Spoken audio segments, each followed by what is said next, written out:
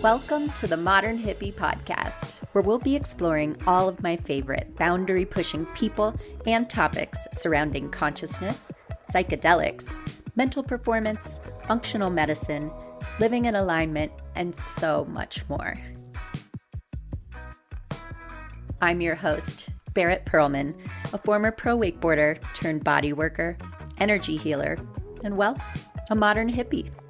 And I'm so glad you're here. Welcome back to the Modern Hippie podcast. I am joined today by Adam Bramlage, who is founder and CEO of Flow State Micro, which is a microdosing educational community, and you also offer support around microdosing, psilocybin. Tell me more. Yeah, we got a functional mushroom company. We got the flow state stack that we think pairs exceptionally well with microdosing psilocybin. So the idea is we put together lion's mane for the brain, chaga, the king of mushrooms, for overall immunity support, cordyceps, maitake, and then we've found and heard from clients and people in the underground, my own personal use, that when you stack that with your sweet spot of psilocybin, it's a really great stack, similar to the Stamets stack. So right now we've got the legal functional mushrooms. We're positioning ourselves to, of course, get the proper licenses one day to do the microdoses as well. But right now it's about education and educating people and kind of breaking down the myths and teaching people that microdosing is something that our ancestors have done for tens of thousands of years. And hopefully we can get some more double-blind research going on it and get this replacing antidepressants. Yes, absolutely. I mean, I even consulted with 2 clients today about replacing their antidepressants and what they could be doing with psilocybin or other mushrooms. And what drew you to mushrooms? My own deep depression. I like to say that I had an addiction to misery for 39 years. I was a miserable victim, and I worked in the cannabis space for 14 years, and I really felt that cannabis was like the answer to depression, and I felt strongly in the plant. But after many years of my own personal use, I also found it was very seductive and can be addictive, and it was more like a band-aid over my wound, just kind of numbing me out than really helping me. And luckily, I began to see the Johns Hopkins studies with large dose and depression. And I began to treat myself with a combination of maybe a large dose every 3 or 4 months. And then I began microdosing. And what I saw immediately on that first day of microdosing was that it interrupted, in my opinion, my default mode network, or that network of my brain that's always ruminating with constant depression, and gave me a break for a minute and allowed me to be more positive, have more energy, feel better, and maybe look at this trauma and depression in a whole new way, which eventually over time allowed me to actually do some real healing, which I hadn't done for, close to 40 years. So I got out of cannabis and pivoted into mushrooms because I really see this as, this is the past. This is the original medicine. Plants and animals are derived from mushrooms. Humans are more like mushrooms than plants are. So this is not surprising that these are helping people. And so I began to help myself, and then the people in my life began to see a drastic change, and they came to me, and lots of people found that they could, treat different conditions from substance abuse, whether it was alcohol or nicotine or pharmaceuticals, and just began to educate people. And from there, the business and everything formed, and work with a lot of different people, including professional athletes right now, a lot of guys in the NHL, hockey players who are, not only seeing a benefit on the ice, but also in their mental health, and potentially with all of the many concussions they've had over the years. In pro sports, specifically hockey is a big drinking sport. It's like these guys go out and a lot of them drink a ton of beer, and a lot of the people I worked with when I first started working with them, they're drinking Folgers coffee before the game and, dehydrating themselves. But now there's a lot of people in the sport that are microdosing and finding that it is really helping them with their performance. A lot of time get out of their head and get into that flow state. A lot of time in pro sports, it's about momentum, right? Sometimes you're on top of the world and sometimes you're in a slump. Well, a lot of these people getting into the slump and these athletes, it's a mental thing, right? If they don't have the mental thing going, they're off physically. So a lot of people have found it helps them maybe potentially come out of their slump. There's pro snowboarders using it. There's pro surfers microdosing. So yeah, it's a really promising space. And the more research and books and work I do to try and find our past of microdosing, it's all over the place. This isn't new. As the Ancestors Project in Baltimore, Maryland likes to say, the ancestors did the research. I Mm, understand that there are people that need to see the science of microdosing. I get that. And there are people right now that are really struggling, and they can't wait 5 years for the DEA or the FDA to prove this. And they need education. They're going to go out and do it themselves, so they might as well get some harm reduction and some safety and learn how to do it effectively. But microdosing is not new. This has been going on, essentially on every continent across the world throughout time. yeah. Oh, man, you just touched on so much, and I have so many follow-up questions for you. Were you an athlete as well? I went to college in Utah. I went to film school in Utah, and I took my classes at night so I could ride every day at Snowbird Mountain. So, Oh, yeah, fuck yeah. I love being outside. I still play soccer competitively. Played soccer throughout high school.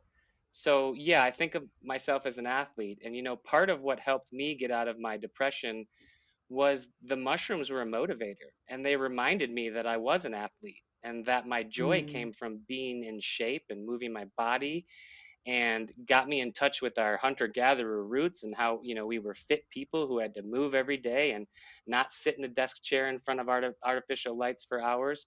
So yeah, I was an athlete. And what a large dose of psilocybin helped me connect one time was that my joy is connected to me being an athlete and me moving my body mm, and me working out. And so with microdosing, started the gym multiple days a week, fitness, all of that. And it all goes together. If you're sitting around all day and you think microdosing is going to make you happy, it's not. Like, it's part and parcel of many things.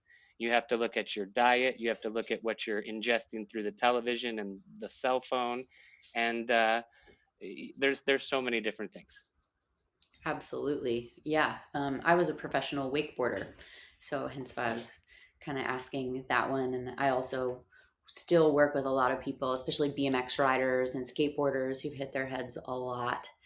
So I'm very interested in the work that you're doing with athletes and I think you make a great point. So many people, my mom in particular, wants to see all the research.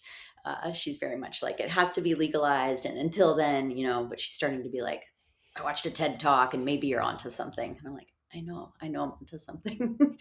But you're right. Like people don't have time, especially when they've suffered a lot of traumatic brain injuries, or maybe they're a prime candidate for having CTE and they're starting to experience the symptoms already. Like there's not that time to wait 10 years for the Food and Drug Administration to say, yeah, this stuff's cool.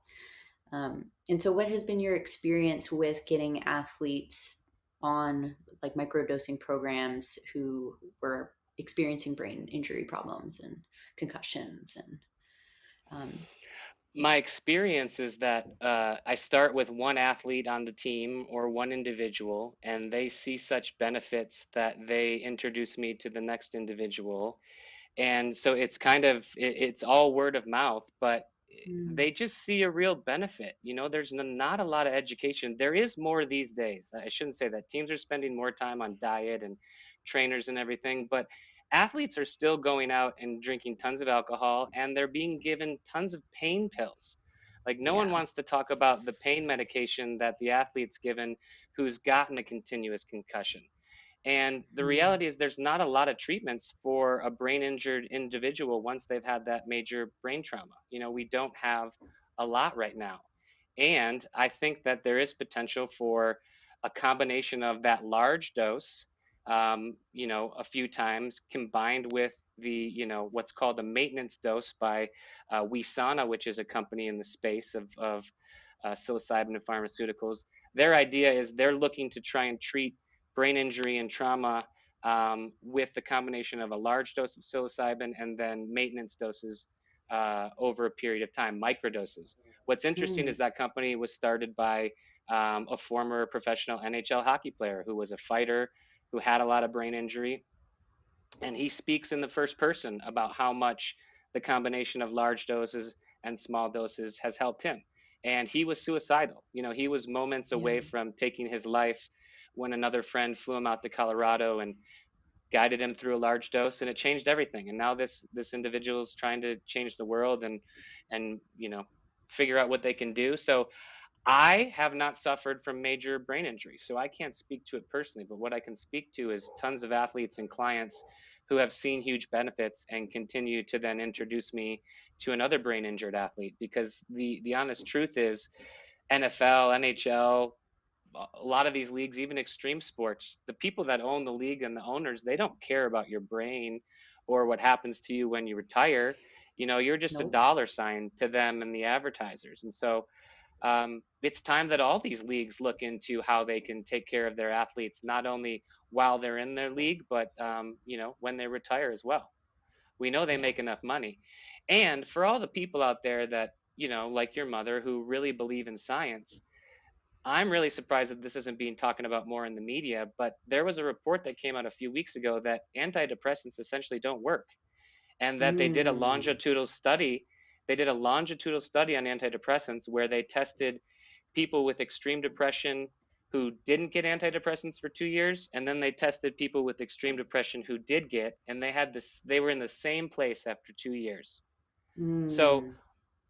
all these people are getting antidepressants, and it's not really necessarily making them better than people who are not, and they're Right. getting all of these side effects. So it's about time we look at these non-toxic, non-habit forming natural substances, and what we really need to do first is we need to decriminalize it all first and not make Hmm. the same mistake we made with cannabis, which is legalize it for the rich and the few and knock out all the small legacy farmers that have been doing it for 30, 40 years. Mm. So there's so many things that we have to do differently than we did in cannabis, for sure. Do you see us learning from those mistakes now? Like I've been following a lot the conversation, especially through like psychedelics today, that they're talking about what's going on in Oregon and how that legalization is going to look in January.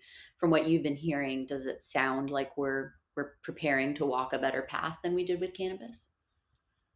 I sure hope we do. I'd like to stay as positive as possible and try and, speak out the best possible scenario. And I'd like to say big money is already here, has already been here. Hmm.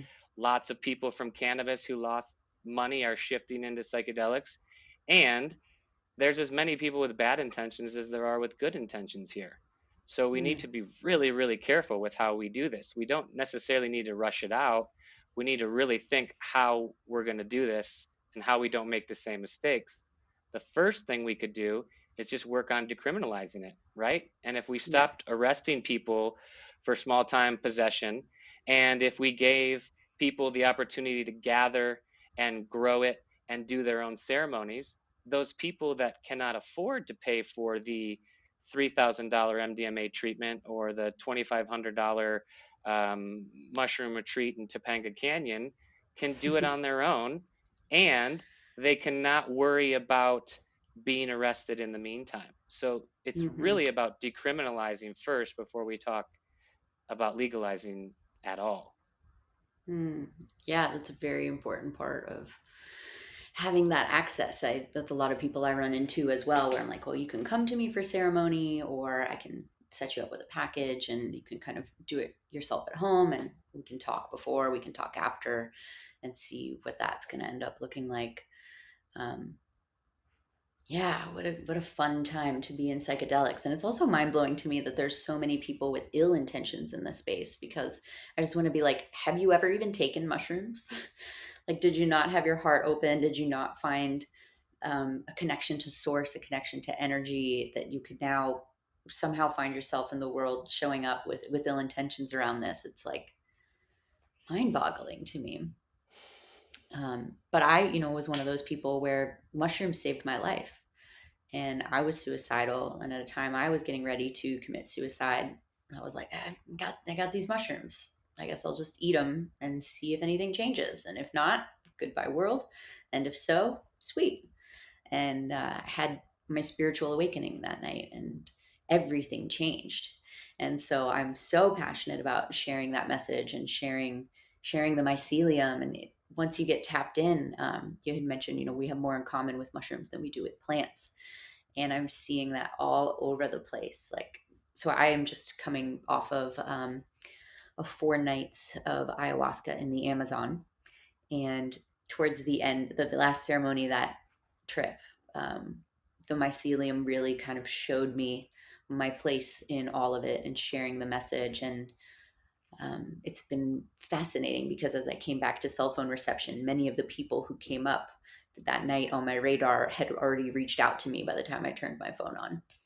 And now that I'm back at home, my group here is all rising, and I'm operating from so much more play and blowing with the wind and going wherever the mycelium takes me. And it's just taking me some fucking beautiful places, really beautiful places. And that is such a powerful message for us to share and to bring out into the world. And so, do you think it's super important for people to have that macro dose experience as well as the micro dose experience? Or are you experiencing that people have great success just on a microdosing program? Yeah, that's a great question. I think that microdosing is more accessible to the entire population than macrodosing in large doses.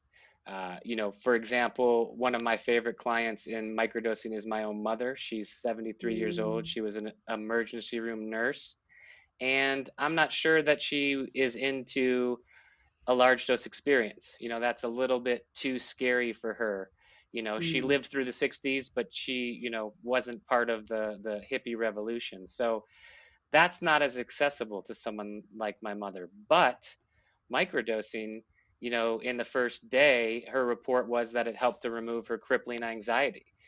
She was an mm, emergency room nurse for 30 years, and I'm sure has tons of trauma from what she saw in an emergency room. So I saw with my own mother that microdosing is more accessible.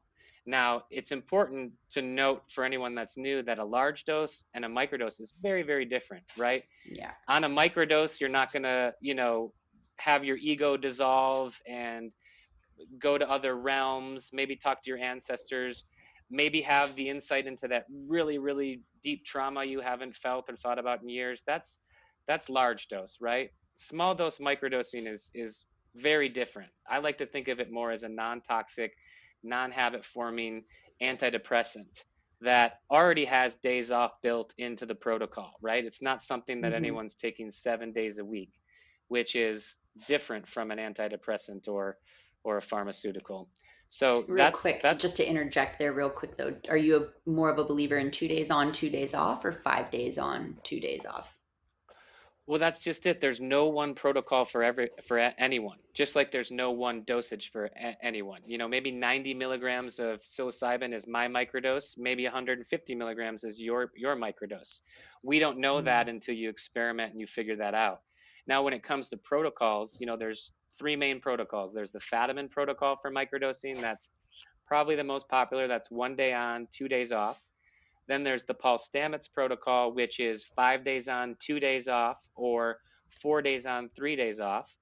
And then there's the Microdosing Institute protocol in Holland, which is day on, day off. mm, And lastly, there is the intuitive protocol, which seems to be the protocol that most people eventually fall into, which is they follow their own tuition and they base their dosing days on their schedule. Now, again, the important thing is you don't want to microdose 7 days a week. A tolerance will build, it will become ineffective. The days off can be as good as the days on, right? There's a 48-hour effect of psychedelics in large and small doses. We call it the afterglow. So sometimes that day off and even that second day off in the Fadiman protocol can be incredible, right? mm. And we're not used to like having incredible days on or days off. So that's as far as medication goes. So Sure. that is what I think is really powerful about microdoses. It sets you up over time to take it less and less. And then maybe over 6, 7, 8 months or however long, you're really not microdosing. Maybe once a month, maybe never again. It's different for everyone. So everybody has a different protocol. And where do you start people? As you mentioned, there's just a wide variety. I had someone come to me the other day and say he ended up taking 1.4 grams and he felt dizzy. And I was like, oh no, who advised you to do that? Like, that's not a microgram dose. And he's like, well, they're zero point 0.7 pills, which would be about 7 milligrams. 700. Yeah. Yeah. And I think I I think the biggest mistake in microdosing today is that a lot of people are taking too large of a dose. Um, mm, 700 milligrams is an insane dose. Like that is not a microdose, right? The microdose range used to be about zero point 0.1 to zero point 0.4, so 100 milligrams to 400 milligrams. mhm, What I've seen in the last few years, and what Dr. Fadiman has done, is they've lowered the scale. I've worked with people, grown men that are 200 pounds, 6'2", and 50 milligrams is all they need, right? mhm, So your tolerance is not set on your weight or your body size, or if you're a man or a woman. Some women need more, some men need less. So the real range of a microdose, in my opinion, from working with hundreds of people, is probably 50 milligrams to 250 milligrams. I know for mm, me, when I get into 200 milligrams, it begins to be noticeable and perceptual. I definitely took something. And when I get into 300 milligrams, I'm high. There are classic mm. psychedelic effects. I'm feeling like maybe I'm starting to come on. Maybe I'm sensitive, but microdosing should have no classic psychedelic effects, right? You Yeah, should be able to do everything in your day. You really shouldn't notice that you've taken much of anything, right? And exactly. that's the whole point of it. So the biggest mistake people make is they keep upping their dose till they feel something. And a lot of people end up taking too strong of a dose. 300 milligrams, in my opinion, is too high. 400, 500, 600, 700, that's a high dose, right? Yeah, yeah. So that's the biggest mistake people make, is they take too big of a dose, and then it's really uncomfortable. Their anxiety rises. They're nervous. Heightened anxiety Mhm. is probably the number one side effect for people, is they take too much and they're no longer in the microdose range, and they're truly in the mini dose range.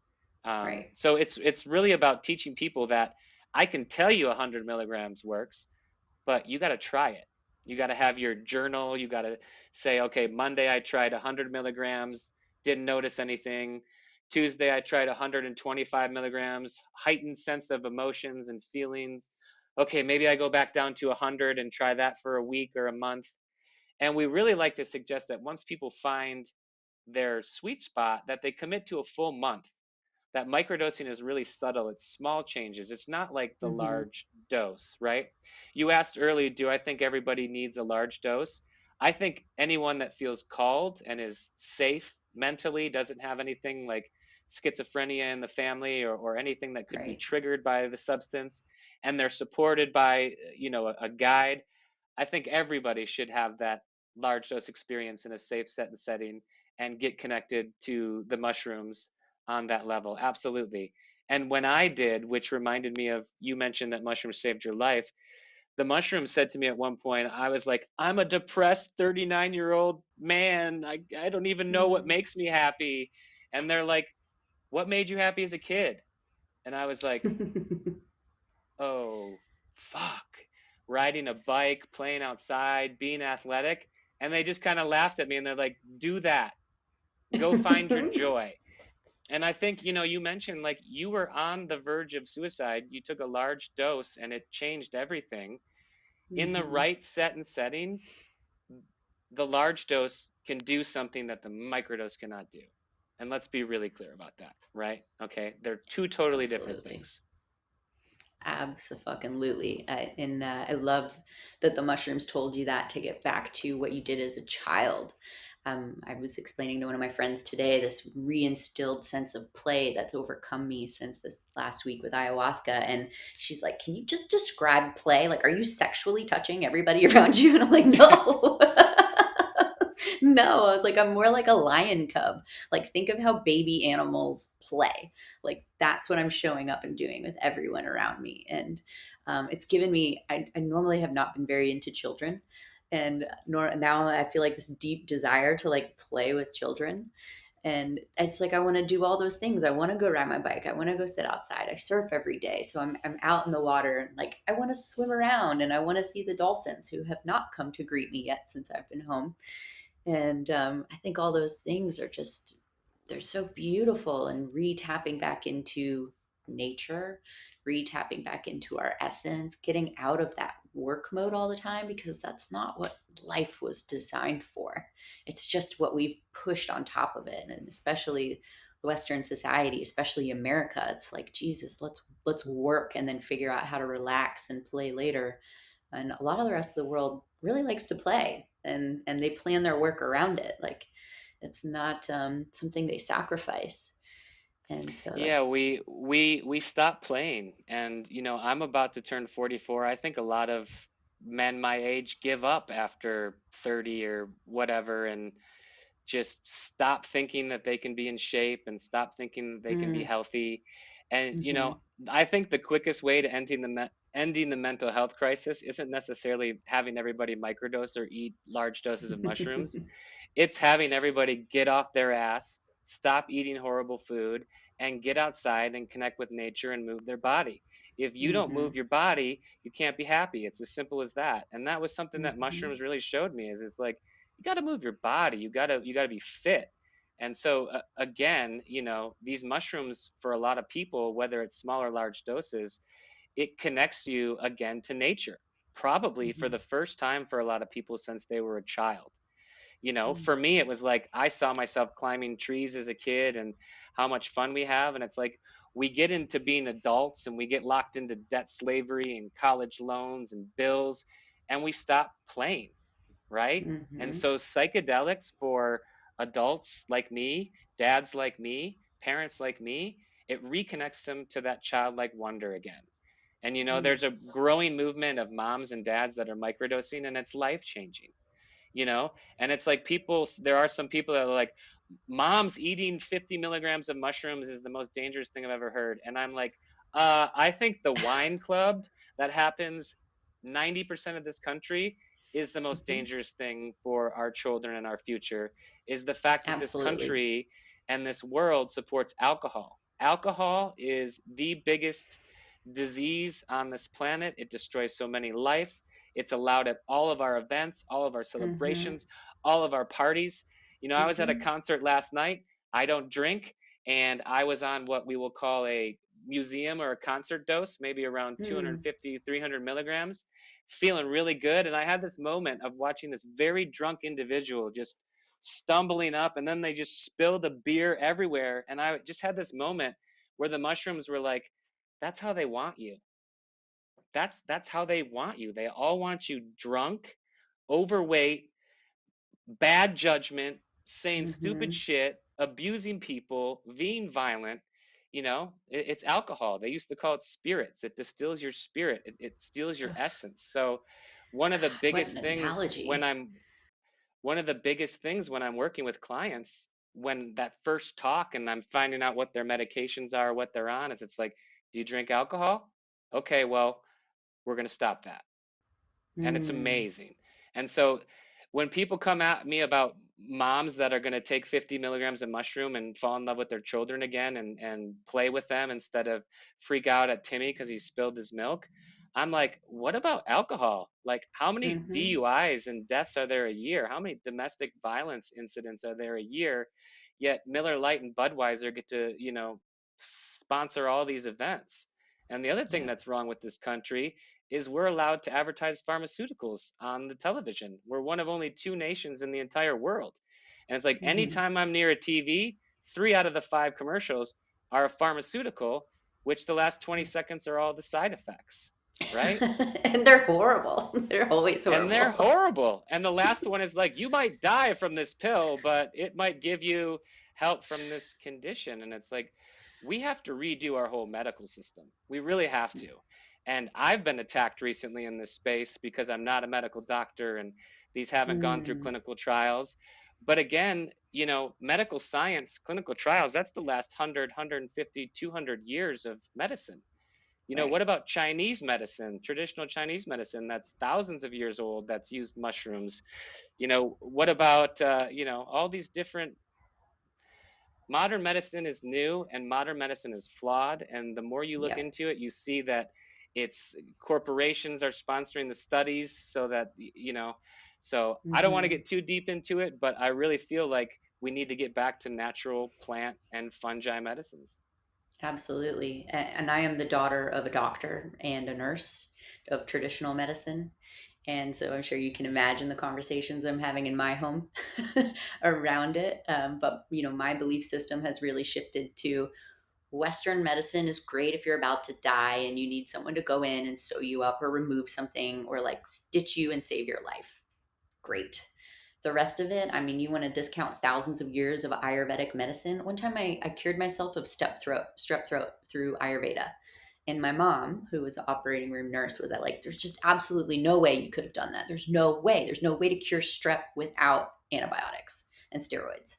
And I was like, I looked in my throat. I've had strep off and on throughout my life so many times. I saw it. I went into the doctor, described to him. He looked in my throat. He's like, well, it's gone. What you just described, strep, And so my mom was like, I just need you to take a strep test just to make sure because you could die otherwise. And I took one, and sure enough, it was gone. Right. So, and then I just Yeah, spent this time. Oh, go ahead. no, go ahead. You finish. Sorry. And I just spent this time in the Amazon doing ayahuasca, and we've got people in our ceremonies being cured of ailments, inexplicable, incurable things by the doctors they had been going to.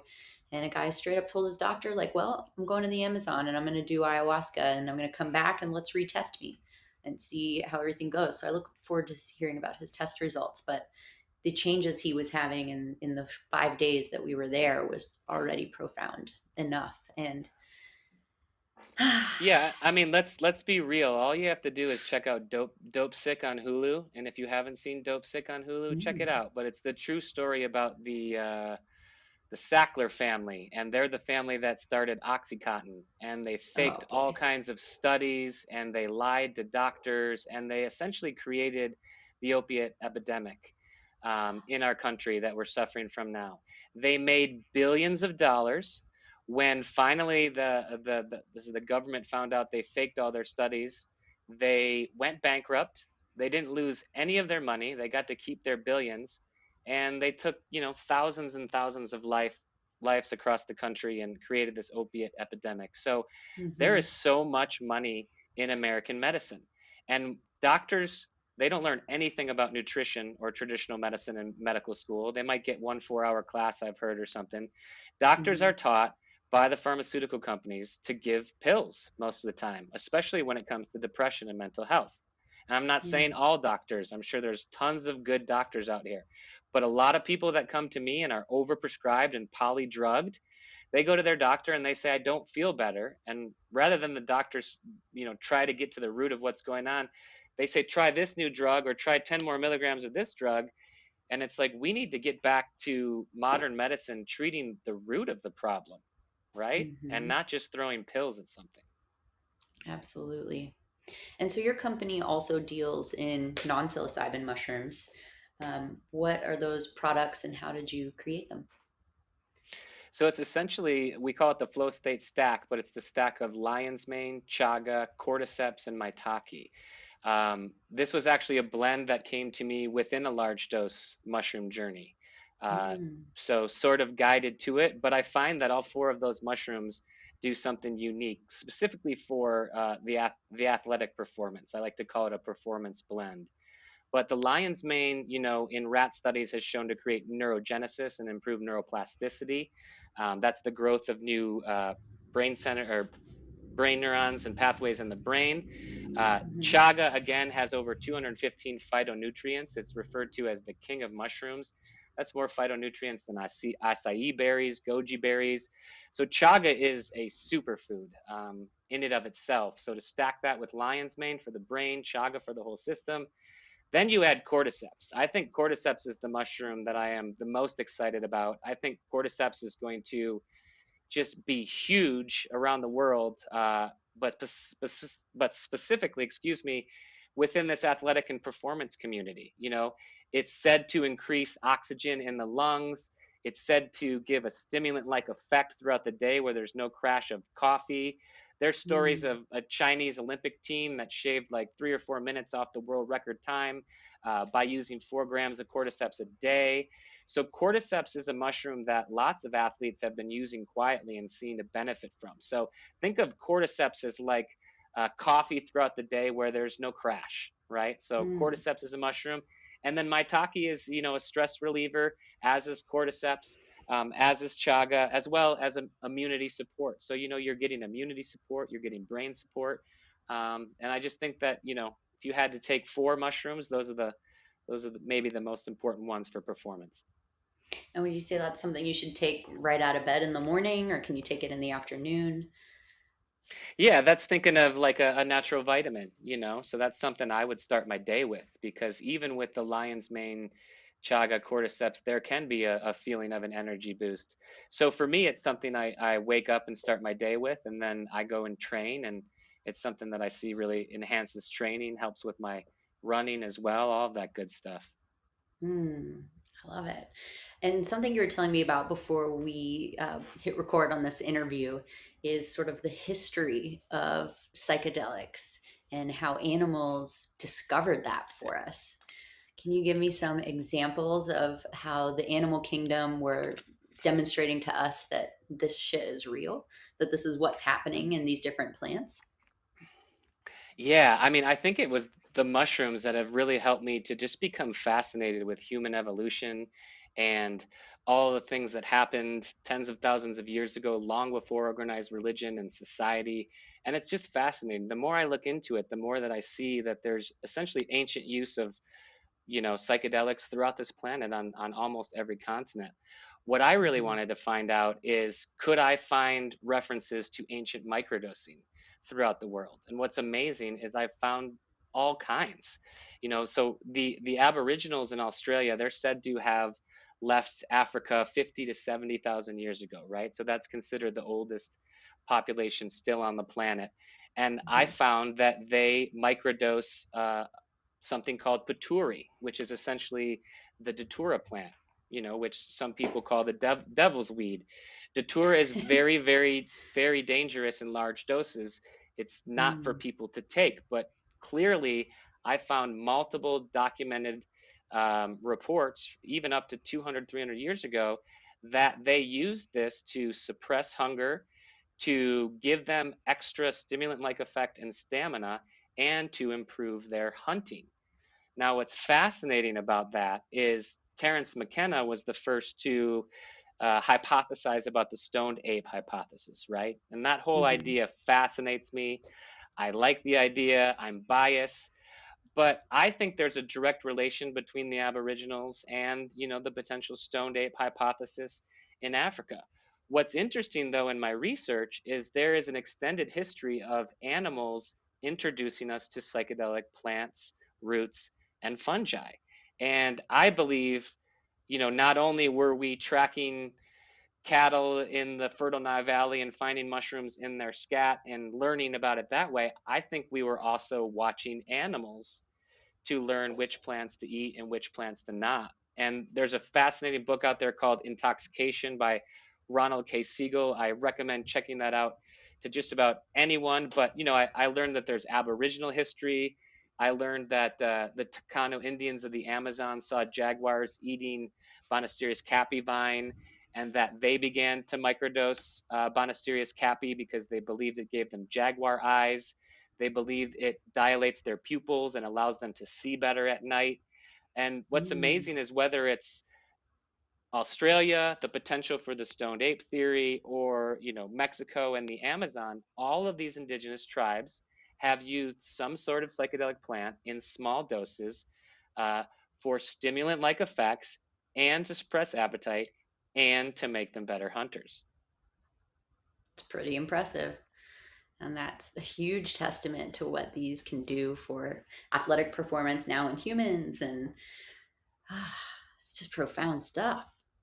Yeah, I mean it's fascinating. And McKenna's stoned ape hypothesis was essentially that the small doses improved visual acuity, which is the same idea that the Tacano Indians have in the Amazon of jaguar eyes, right? We all Mm-hmm. know that when we take large doses of psychedelics, our pupils dilate. So maybe there is some truth to that. But yeah, it's the question of whether large doses and small doses of psilocybin helped us to evolve. Some people believe it led to language, music, culture, art, you know. Mm-hmm. And the interesting thing is, if you research like the first piece of art we've ever found in history, it's like 77,000 years old, and it's a piece of red ochre rock, and it has these psychedelic zigzag lines carved into it. And a lot of Mm. anthropologists hypothesize that those were the visions that early man were seeing. And so a lot of our first art is rock art. It's on walls, right?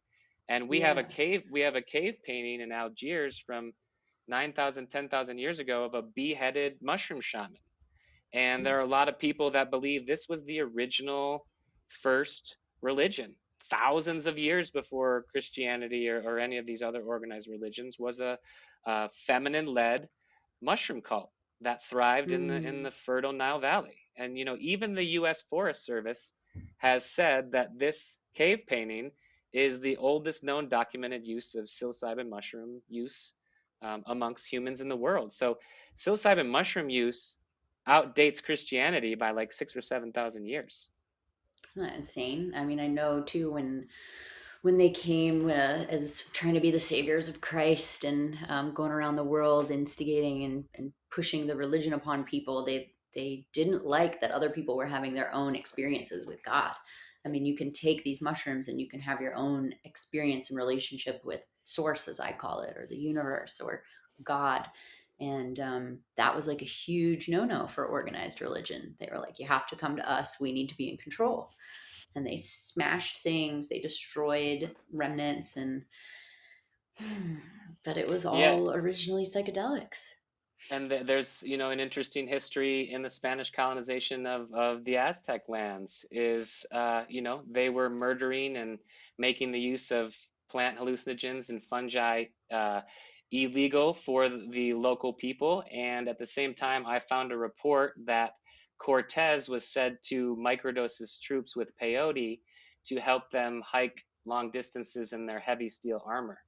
Mm, One of the reasons that the Spanish were able to decimate the Aztecs so quickly was because they had steel armor, right? And so right. they had steel armor, they had cannons, they had rifles, gunpowder, all kinds of stuff. So it's interesting. But no, even Cortez was using peyote and microdoses with his troops to give them that extra bit of stimulant, extra energy. And what's Mm-hmm. fascinating is, in northern Mexico, there's two different tribes that use peyote and they use it differently. There's the Huichol tribe that uses large doses of peyote as a sacrament and hardly ever uses small doses. The only time I've found that they use small doses is on their annual peyote hunt. So supposedly the most sacred day of the year is the one day they all go out and hunt peyote. The reports I've found, the first person to find the peyote shares it with everybody. Everybody Mm, microdoses the peyote, and then they spend the next few hours finding their annual stash for the years, or supply for the years. And then after that, to celebrate, they have a large dose journey together. Now, the Raramari Indians also worship peyote. In both of these languages, the word for peyote and deer are the same, and there's a mm. connection to whether or not the deer introduced peyote to the people. In the folklore, the story is within every step the deer took, a peyote button grew. So you can see that direct relation there to animals and peyote. But the Raramari Indians, as opposed to the Huichol, they really only microdose peyote. And they microdose peyote to run long distances. They run 100 to 200 miles at a time, and they use it to enhance their hunting. They're what's called persistence hunters, which means they'll run down birds and animals until the bird can't take off and fly anymore and just falls over dead, exhausted. Oh my Or gosh. they're also still hunting with bow and arrows today, so they're unchanged from thousands of years ago. They were not changed by They were one of only a few tribes that were not changed by the Spanish colonization. They haven't been run over by loggers and miners. They're an amazing, Mm. amazing community, and they believe strongly in the microdosing of peyote. And it's amazing. Again, there's all kinds of documented reports for many years about these individuals just being able to run insane distances in these sandals that essentially tie with lace around their ankle, and maybe the bottom is like half an inch thick. And I've talked to a professional marathon runner who said he went down there and he couldn't keep up. No And way. he's wearing the best shoes on the planet, and these guys are outrunning him. Granted, they know the terrain and everything, but yeah. And the Raramari, they see running as sacred. It's sacred to them, and it's how they get from village to village. It's how they communicate. It's how they pass messages. So, Mm. wherever you go, you can see an ancient lineage in a lot of these indigenous societies of using small doses of, whether it's peyote or ayahuasca vine or paturi over in Australia, to enhance Hmm. their hunting, suppress their appetite, and give them stimulant-like effects. Oh, so fascinating. And I also honor how in touch they are with the land currently to be able to do that still, to know that when you take off running, like I don't want to say psychedelics give you a false sense of security because I don't think it's false at all, but it gives you a very in touchness with all of the energy around you. So it's sort of like all of a suddenly there's no need to be afraid of the things that go bump in the night because everything is kind of working for you. Like I was walking barefoot through the Amazon rainforest a couple times on my trip and at night, and like no one else was barefoot the whole time at my retreat except for me, which I think they did themselves a major disservice by that. But we would go walking and it was like my friend was like, aren't you just a little nervous about like the centipedes and the creepy crawlies? And I was like, no, because we're in the medicine. They know, like I'm not the one that they should be after. And so I look at these other tribes like that as they're so in touch that to them they just are essentially like the wind and they run from village to village to pass that message, or they are part of the food chain. And so when they track down this animal that they've shot, it's just a part of the pattern and their flow and being in touch with their region. And they're grateful for the animals. And what I've found in my Hmm. research is that, the first thing early man, we're talking Paleolithic, 100,000 years ago, first thing we worshipped were the animals that we hunted and the Mm, animals that we survived off of. And I yeah. heard Joseph Campbell telling a story that early man, when they would make a kill, they would pour the blood back into the earth and believe in the Mm, following year that another animal would be born out of the earth. So, you know, they're more connected to animals. And early on, when we were converting into Homo sapiens, we were hunted by a lot of these animals, right? We were the hunted. hmm. So we watched them, we watched how they hunted, we watched how they preyed on people, and we watched what plants they ate and what plants they died when they ate from, and what plants that they ran around stimulated from. Two of the biggest stimulants on the planet are cocaine and coffee, and Mm. both of them are said to be introduced by uh, animals. And the story Oh, with really? goats, the story with goats is fascinating. In 8900, there was an Abyssinian herder, and he saw his older goats eating this red berry and then like kind of sprinting and being just as fast as the younger goats. So he tried the berry, it had stimulating effects, and that was coffee. And then if you go into Andean society, they worship a sacred llama, and they worship the sacred Mm. llama for bringing them coca and the coca leaf, and the chewing of the coca leaf. We're not talking about the snorting of cocaine, totally different. The tradition It's the very different. traditional use is the chewing of the coca leaf, and that's said to be handed down from the llama to the Andean society. How did that happen? The llamas came down naturally from higher elevation. They began to eat the coca leaf, get stimulated, run around, and the herders saw it and they tried it itself. So I think stoned ape hypothesis is something that's more than likely never going to be able to be proven unless we find some ancient being with psilocybin in their teeth or something like that. But what we've been able to prove, at least through oral folklore through hundreds and thousands of years, is that animals have introduced man to a lot of different psychedelic plants and stimulants. Yeah. Absolutely. And I can attest to those coca leaves, having just been in the Andes in Peru. And we went on this crazy hike, which might not have been so crazy if it wasn't at 12,000 feet altitude. And we went to go see this viewpoint of the condors. And since I brought condor feathers home with me, I wanted to bond with their spirit in person before I used them for healing. And it was rough. Like everything was up or down on our path. There was no flat. And we're all carrying coca leaves, and so you just pop some in, and it was almost to the point where you'd be like, gosh, is it just that I have the distraction away from the fact that I feel like I'm suffering this whole walk? But you really would pop them in and suck on them and chew on them and be like, oh, I was suffering and now I'm okay. And it's just such a huge part of their culture. Like all the whole time throughout my tour of Peru, they would be like, "You want coca leaves? You want coca leaves? Do you want coca leaves? How about coca leaves?"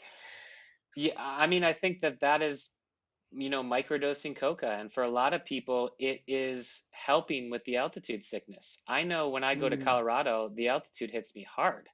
hmm. So I can only imagine what the altitude would be like in those areas. I know because I listen to a lot of ethnobotanists and people who've been at it for a long time, that a lot of people say when they land at that elevation, the first thing they have to do is go and get some coca tea to Mm, relieve the headache that they have from the elevation. So I mean, ultimately, maybe people have been microdosing coca to help with that elevation sickness that comes with living in that high altitude for so many years. So, yeah, that's how I've seen it used by a lot of people is Americans that go down there or people that aren't used to that elevation need the aid of coca in small doses to help with the elevation sickness.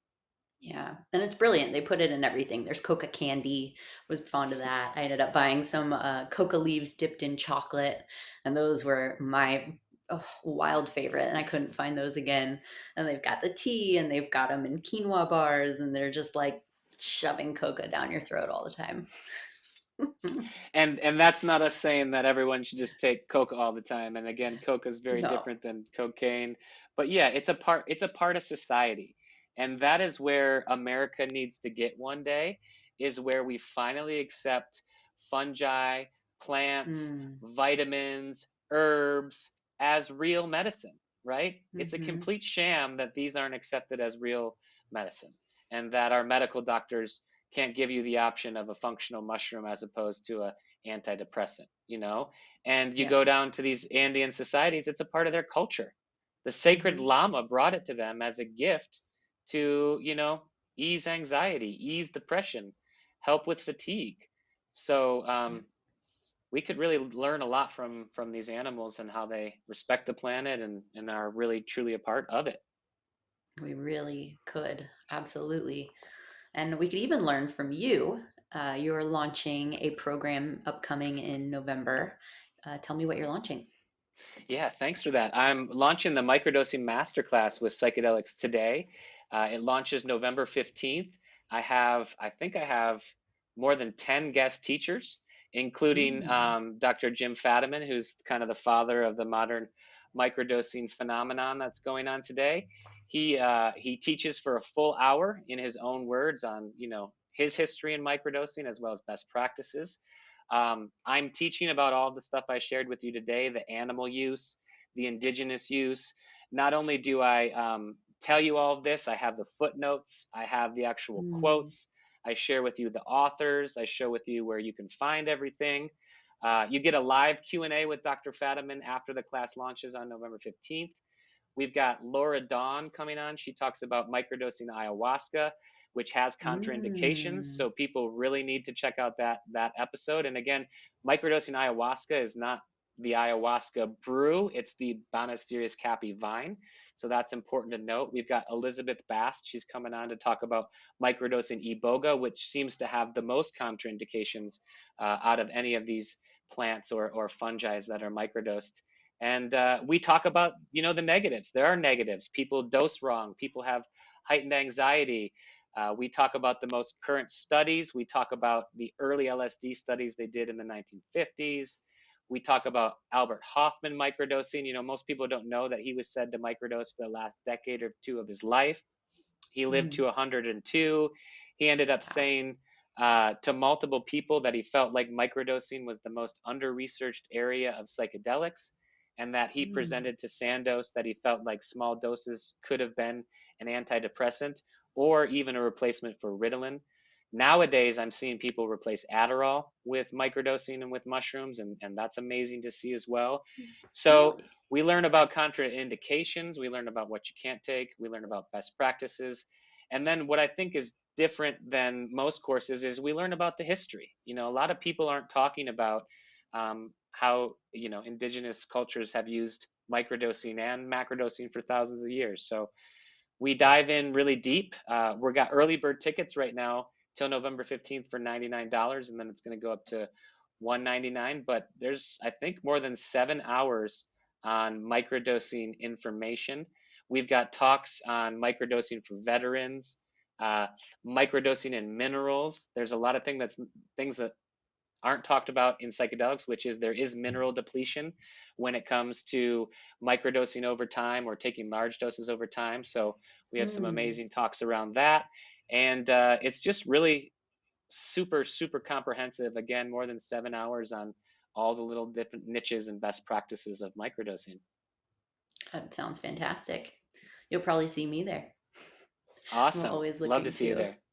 yeah, always looking to expand the knowledge. And, these are a lot of this is information that's really only just becoming available on a grand scale without having to spend so, just as much time digging through the internet to find it yourself, probably 4 times as much time. Just learn it from Yeah, the experts.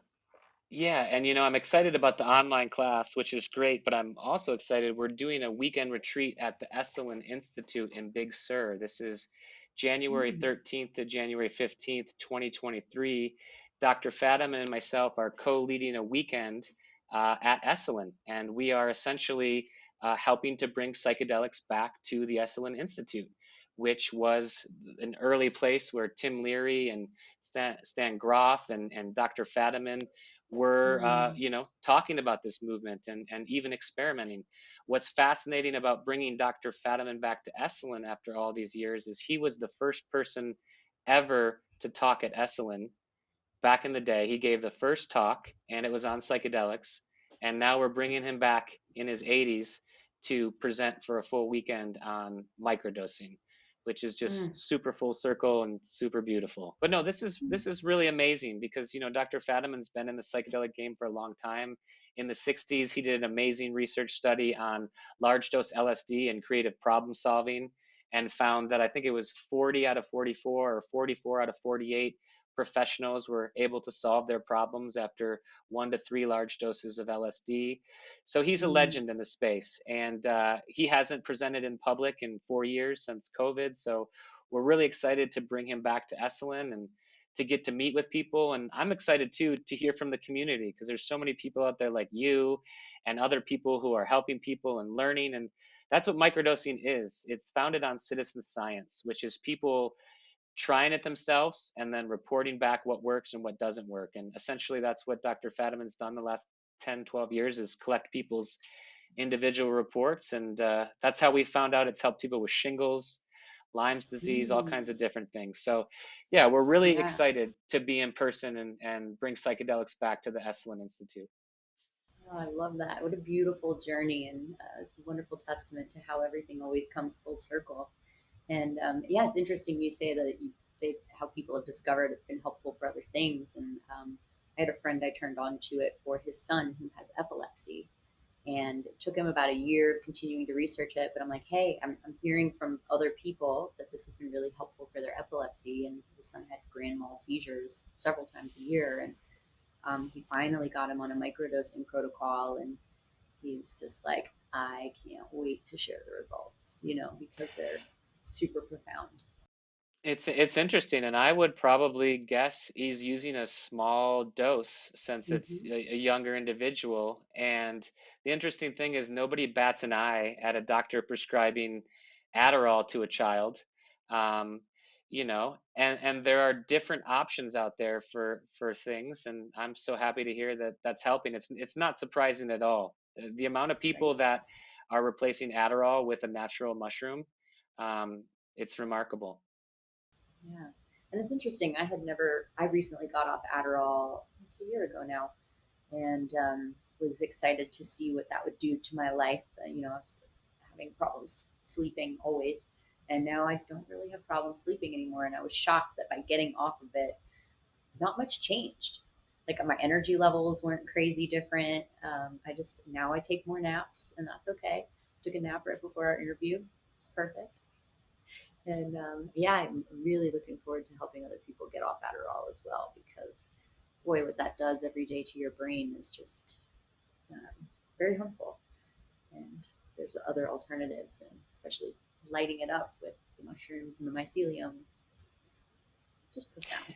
Yeah, and I think it'd be really great if we had a medical system where, like, the doctor was able to work with maybe a therapist that was diving into the roots of what's going on inside the person that might be Mm, causing this illness or this depression. Because it's not that microdosing is curing depression. Absolutely not. Microdosing is not a magic pill. It's not going to cure your depression. But for some people who've been so depressed and so down for so long, it stimulates them. It gives them hope again. It gives them that hope that they haven't had in years. And that's what it did for me. And I tried antidepressants years ago and it didn't work for me. And there has to be people that they work for. So I'm not trying to badmouth them, but I'm trying to say we have to have an option. We have to have an option where somebody's not going to go to jail if they want to microdose instead of taking Adderall or Xanax to go to sleep or something like that. And there's continuous studies that show that like a 10-minute walk or a 30-minute walk reduces exercise, but people don't like to take a walk. They'd mm, rather just go to the doctor and get a pill and hope that that treats it. So I think, we have to become more proactive as a society. We have to get back to our hunter gatherer days of being able to walk around the block or up a few flights of stairs without losing our breath and get back into being fit humans. Turn off the artificial lights, get outside, turn off the programming on TV. There's a reason TV is called programming, right? mm, absolutely. God, 100%.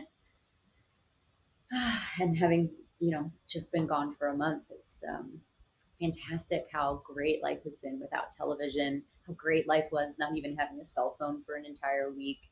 I mean, there was like no stress around it whatsoever. It was just like, oh, yeah, it's gone. Like my assistant's off this week. Everyone knows I'm gone. And then if they don't, like I'm not curing cancer, it'll all be fine. And it was, and just And I connected and I and think and that's part of what's so healing about retreats like you did is that it's the first time in years people put their cell phone down. And it's the mm, first time like they can't get service or they can't yeah, like hook up the Wi-Fi, and it's like I am not perfect. I am flawed. I'm in a continuous process of becoming a better human being. And this cell same. phone sucks me in more than anything on the planet. They have made the cell phone so addictive. It's essentially television programming in your hand. And so I too struggle with the fact that wherever I take my cell phone, somebody can email me, somebody can ask me a question about work. And so much about that retreat setting is putting that phone down. When I was a kid, we didn't grow up with phones. We were outside till the Same. streetlights were on, and then we came inside. And I think, you know, with kids today, I have a 13-year-old. He's sucked into that phone, and Mm, we're not meant to see thousands and tens of thousands of things every day on Instagram or that many fit men or that many beautiful women or that many sexualized ads. We're not meant to see this. So our society is being overwhelmed by these phones and these ads, and we're just miserable because our life isn't as good as Instagram. And it's yeah. like if you just take this thing and you put it down and you get outside and you connect with nature, which we are a part of, we're not depressed. We're not as depressed anymore. We get back to what's real. Right. It's really a simple formula when you put it like that. And it It's is really simple. actually just that simple. It fucking works. And yeah. Well, so where can my audience keep up with you? Where do you like to hang out online? Since we're talking about social media, you and I connected on Instagram. What is your Instagram handle? Yeah, you can check me out at Flow State Micro. That's all one word, just like it sounds, Flow State Micro. And then we're also at flowstatemicro.com. on the web, and that's about all I mess with. Don't mess with Twitter or anything else. And what I'd like to remind anyone out there that's starting a business, or any young person that's getting into social media, is you don't have to post every day, and you don't have to post 6 times a day, and you don't have to beat the algorithm, because you're never going to beat the algorithm. And so what I will say is I stopped posting on Instagram a lot. I might Mm. post every couple of weeks when I have an announcement like the class at Esalen, or a reminder that my class is coming out, but I've had to put social media down. It's not good for you. And the more I look at it, the more I think I'm missing out. The more I think that it's depression in a phone. Mhm. So that's where they can find me. There's a lot of great free information there. Check me out. But yeah, I stopped playing the game of trying to keep up with the algorithm, and I lost a lot of people, and there's just the way it is. But that's my advice to people out there: is don't feel like you need to post every day, or you need to be a presence, because a lot of these people you think you're competing with have a team. They have 5 people editing videos and scheduling a month in advance, and you're going to run yourself ragged if you think you can keep up with some people like that. So take it easy, get off Instagram, and get your ass outside. Amen. I couldn't agree more. That's kind of my social media policy as well. And I have actually taken on a virtual assistant who handles, for instance, like podcasts, social media, and all that. But for me, I'm like, I'm only posting as long as it's fun. And when it's not fun anymore and I don't feel like I'm making an impact, like I'm just not going to post. And that's just how it is. And that's okay because it's my social media. Like no one's paying. I don't even really want brand sponsorships and stuff because I don't want that much pressure. It's a fascinating way for the younger generation to go into business for themselves and potentially make money and get creative. But I think Mm-hmm. it's also the biggest reason that they all suffer from depression. We didn't have Mm-hmm. access from that back in the day. I was still depressed. You still deal with depression in middle school and high school and puberty and all that. But yeah, kids today, I still feel like a child. And it's like I'll find myself feeling sad, and then I'm like, Adam, you've been on Instagram for 20 minutes. Put your phone down. So for a lot of Yeah. people out there that are struggling, and they're like, will microdosing help with my depression? It could, but so would getting off Instagram 7 hours a day. Hmm. Yeah, that along with I have a lot of clients too come to me who confess to drinking a lot of energy drinks or something, and I'm like, oh, well, maybe we should get you off the caffeine as well. Like, let's just try that. Like, that's gonna make your heart race. That's gonna give you anxiety for sure. Like, what else are you doing? Are you meditating? No. Okay, well, let's try that too.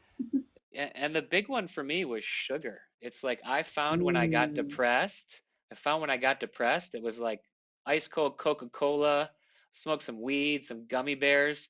Let's just fucking eat a pint of Haagen-Dazs Dulce de Leche because I'm fucking depressed or whatever. And it's like, I think the two biggest drugs that are a problem in America in this world are alcohol and sugar. And it's Mm-hmm. like the combination of people just sugars and everything, right? They don't realize it. I think sugar's linked to depression. I know sugar's linked to my depression. I know a lot of people out there eat when they're depressed.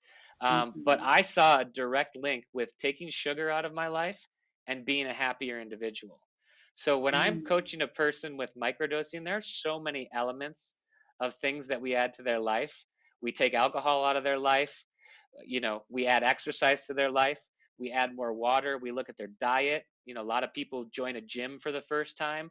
So it's not a magic pill. You have to do the work. You have to work really hard. Some days are really, really hard. They're not always rainbows and butterflies, but it's about setting yourself up with these other things. Like do yoga 3 times a week, have some discipline in your life.